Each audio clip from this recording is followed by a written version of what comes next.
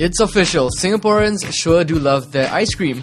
It's something about that sweet, creamy goodness that Singaporeans crave for day in and day out. Look around, you'll be hard-pressed to find the old uncle selling ice cream from his motorbike. Replacing him are ice cream parlours like Haagen-Dazs, Ben & Jerry's and Baskin & Robbins.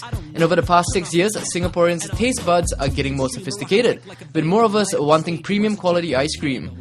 The ice cream industry in Singapore is currently worth $40 million, where just in 2005 it was worth $5 million.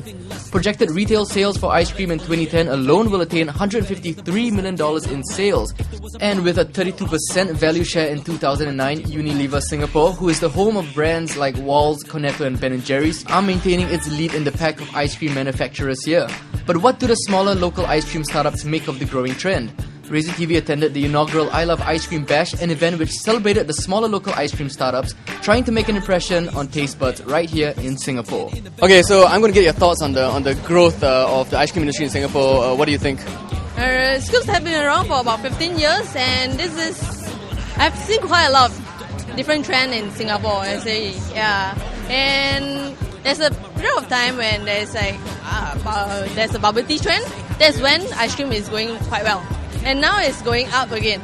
And you'll be seeing almost every ice cream outlet at every neighborhood now. You're saying just now the bubble tea trend sort of like was concurrent with the ice cream trend, but now there's the bubble tea trend sort of like faded away. So what do you think the ice cream trend is coming out? Why do you think so?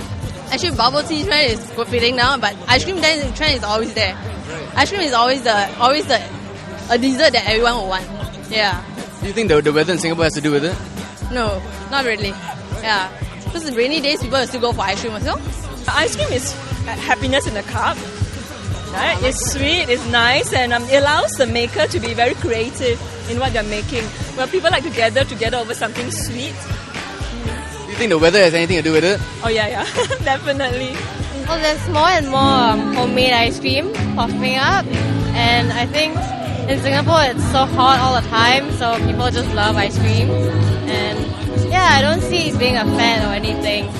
Yeah. So you don't think it's going to plateau? You think it's going to keep on growing and growing and growing? Yeah, definitely. Okay, and with that growth, do you think salted caramel might encounter more hurdles and more competition out there? Yes, definitely also. I mean, coming here is like eye-opening. So just checking out competition too. I would say that growth, it's more of the fact that people like to enjoy themselves these days. But many times, a lot of people are actually very health conscious. They worry about their physical appearance and as well as their health. So a lot of people enjoy both indulging and taking care of themselves. So we fit that criteria. I think it's going to grow even more because right now a lot of Singaporeans actually support the local brands and stuff. So I think that we have a long way to go, but we'll definitely be there. We'll definitely make it, and we'll even be better than maybe some of our Southeast Asian counterparts. Haagen-Dazs and Ben & Jerry's is still popular, but the local flavors are the one that's getting much more attention right now. Why do you think so? Singaporeans are beginning to find that they can relate more to these local companies because they have local flavors. Like we've come out with flavors such as bandung and aptachi, for example, for Scubavat. I know other places like durian, very popular in Singapore. Horlicks, Milo, all these local flavors which Singaporeans all love. Do you think the weather has anything to do with it, or none at all? Definitely it has something to do with it because it's so hot here.